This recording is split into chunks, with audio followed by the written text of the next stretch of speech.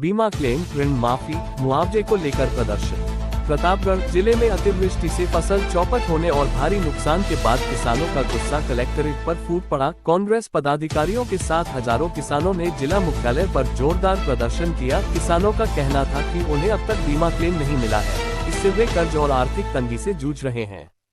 सहकारी समितियों से लिए गए ऋण को माफ किया जाए और देवदक रारिया बांध निर्माण से प्रभावित किसानों को मुआवजा तत्काल दिलाया जाए। प्रदर्शनकारियों ने कहा कि प्रशासन केवल आश्वासन दे रहा है, लेकिन जमीनी स्तर पर कोई राहत नहीं मिल रही। बढ़ते खर्च और बर्बाद फसलों के बीच उनकी स्थिति बेहद दयनीय हो चुकी है। पूर्व विधायक रामलाल मीणा भी किसानों के साथ मौजूद रहे।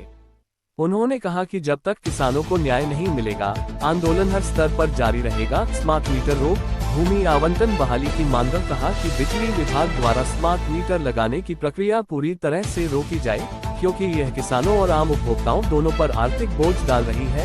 वहीं निरस्त भूमि आवंटनों की बहाली को लेकर भी धरना स्थल पर आवाज बुलंद हुई। अरनोद से लखन कुमावत की खास रिपोर्ट।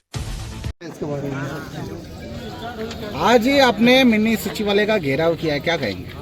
देखो, ऐसा है कि भारतीय जनता पार्टी की सरकार, भले केंद्र की सरकार हो या केंद्र की सरकार हो या राज्य सरकार हो, ये हमेशा किसानों के विरोध में रही है। कांग्रेस सरकार जब थी, केंद्र में मनमोहन सिंह जी प्रधानमंत्री थे, किसानों को करोड़ों रुपए का लोन माफ किया। लेकिन मोदी जी के आने के बाद बड़े बड़े धन्नासेठों का लोन माफ हुआ। किसानों को 700 किसानों ने शहादत दे दी, उसके बाद भी किसी किसान का लोन तक माफ नहीं किया गया। और उसके बाद में आज पूरे प्रतापगढ़ जिले में अतिवृष्टि से फसलें बिल्कुल चौपट हो चुकी है, नष्ट हो चुकी है। आज किसान फसलें लेके भी आए हैं, देख लो, एक फली तक नहीं लगी हुई है। सोयाबीन नष्ट हो गई, मक्का नष्ट हो गई, सारी फसलें नष्ट हो चुकी है। कई प्रकार की बीमारियां भी लगी, वायरस भी लगे और अतिवृष्टि से बिल्कुल तरीके से फसलें नष्ट हो चुकी है। लेकिन भारतीय जनता पार्टी की सरकार ने और हमारे राजस्व मंत्री खुद यहाँ हैं, उन्होंने आज तक कोई घोषणा तक नहीं करी।